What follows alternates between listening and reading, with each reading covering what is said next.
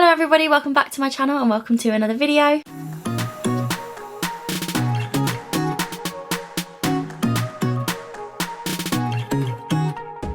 So if you're new here, welcome. My name is Shannon and I am cabin crew. I have recently had a few months off, but I am back and raring to go now. Actually, when this video goes out, I'm probably very close to going on my first trip. Very exciting. I did do it for a year before I had the time off and I learned a few things, and there was a few things that I really wish I had known before I started cabin crew. It wouldn't have changed my decision, but there's a few things that would have been good to know prior to starting my cabin crew experience, so I thought I would share those with you today. So I've got 5 things, and if you're planning on becoming cabin crew or you're maybe partway through the process, these might be things well worth knowing. So the first thing is how long and how intense the recruitment and training process is. So I had been pre-warned about the training, but not so much the actual recruitment process. So if you're applying to become cabin crew or you're partway through the process, then one thing to watch out for is your referencing. So you might have gone through your application, you might have gone through your assessments, you might have gone through your interviews, and then you'll be at a stage where hopefully you've got that letter that said, here's your start date, we can't wait to see you, blah blah blah. And after you get that, they then do this thing called referencing, and I talked a little bit about it in one of my more recent videos. So you will get a reference team and they will dive deep into the last 5 years of your life to sort of confirm where you've been and what you've been doing. It's just to prove that you were up to no funny business and there's no gaps in your life where you could have potentially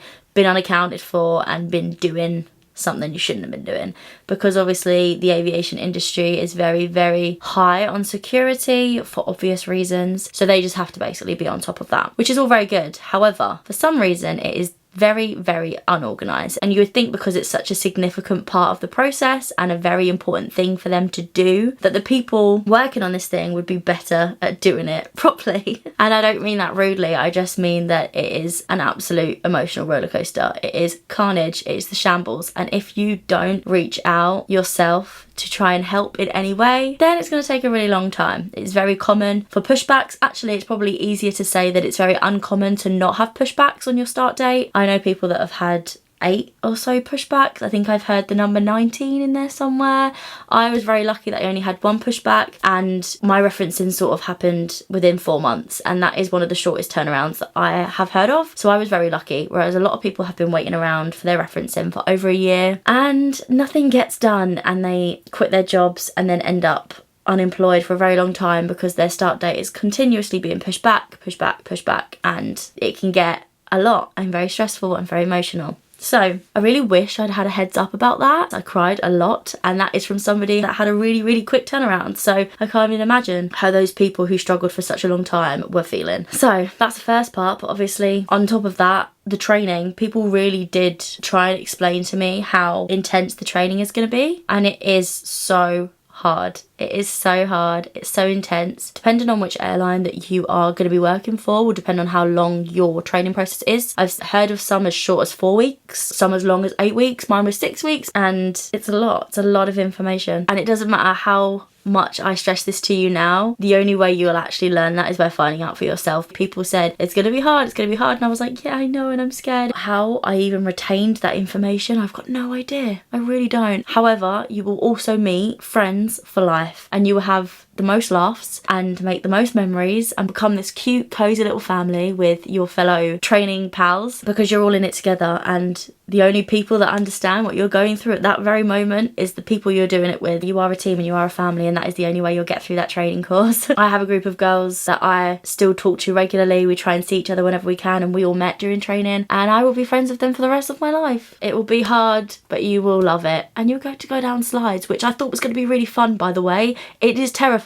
But yeah, number one thing I wish I'd known before, just how long and intense, and how my emotions will literally set on fire just because of that recruitment and training process. Number 2, you don't have to spend money on everything that people recommend to you. There will be a number of things that will work for you, and there'll be a load of things that won't. Just because you know, you've got that letter and you're going to be cabin crew, you don't need a new suitcase in every single size. You also don't need to go and raid Boots and Superdrug for all of the little minis that you can get. You really don't. Most of the hotels that you stay in down route will have a soap. They will have a shampoo, a conditioner. Unless you're a bleach blonde kind of girl and you need your purple shampoo, then obviously take it. But you only have a bag this size for all of your liquids. You need to prioritize them. Get the pots and fill them up with your own stuff, otherwise you're going to be spending so much money. Another thing that you don't want to spend your money on, in my personal opinion, there's probably quite a few that would agree with me, I know Josie for a fact would disagree with me on this, you don't need a check-in size bag, you just need your cabin bag.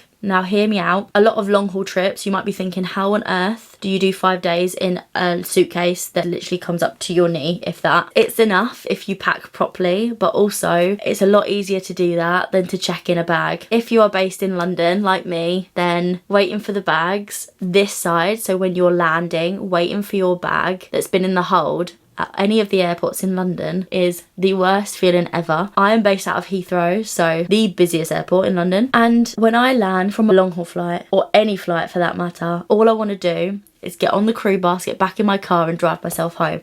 I do not want to sit at one of the belts, the baggage belts, and wait for my bag to come out. And every single time I check in a bag, I think, oh, why did I do that? Every time. So it's not a necessity. The only time I really take a big suitcase is when I know that I'm gonna buy loads of things. So maybe around Christmas, for example, if you go somewhere where you know you're gonna buy loads of presents for people, maybe take a bigger suitcase. A lot of people take it for the wine in South Africa. I take it on my Disney trips because I'm taking lounge flies and things like that with me. However, you do not need to spend loads of money on one because you will very, very rarely use it. Most crew just go with a cabin size suitcase. So if you don't have the money right now to buy all the suitcases, do not panic. You don't need to. You just need to learn how to pack really, really well, but try and use what you've already got if you can. Number 3, I really wish I'd known how much my feet were gonna hurt and stink every single day. I have had the same pair of cabin shoes for the entire year, and every flight I would go, oh, just one more flight. It is not necessary. Take care of your feet. You are on them all the time. That is one investment I will make, is in my shoes. I've just bought a new pair from Dykeman. I've not actually tried them yet, so we'll have to see if they're any good, but I really hope they are because my last ones were just awful. Also, you want to size up just a little bit because obviously with the air pressure, your feet are expanding and then they're going down again, they're expanding, so you need to leave that extra little bit of room. But yes, I really wish somebody had told me how much my feet were going to hurt, because then I wouldn't have just kept powering through. I think when I look back, I'm like, oh, I was so stupid. I should have just paid a little bit extra and got a decent pair of shoes. And usually the decent pair of shoes are the ones that look the worst. Don't go for the glamorous pretty ones. They're not comfy. Number 4. This one might be quite an obvious one for some of you, but also could come as quite a shock to some of you as well. I wish somebody had told me how lonely the job was going to be and how much it would affect your mental health in all aspects. With being cabin crew comes having no routine, weird sleeping patterns, eating plain food, which is just not great.